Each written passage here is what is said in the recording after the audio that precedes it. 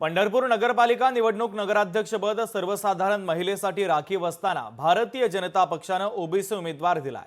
भाजपच्या वतीने श्यामल लक्ष्मण शिरसाट यांनी उमेदवारी अर्ज दाखल केला।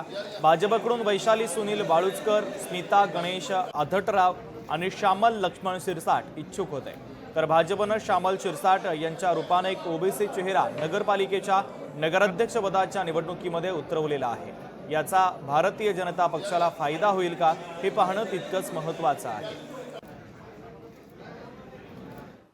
आमचे नेते प्रशांत मालक परिचारक समाधान दादा अवताडे साहेब व आमचा भाजप पक्ष यांच्यातर्फे मी आज नगराध्यक्षाचा अर्ज भरलेला आहे। तरी मला खात्री आहे मीच निवडून येणार, का तर आम्ही जनता आमच्या मागे आहे। आम्ही जनते गोरगरिबांचे सर्वांचे आम्ही कामे करत राहतो। जनता आम्हाला मतदान करेल।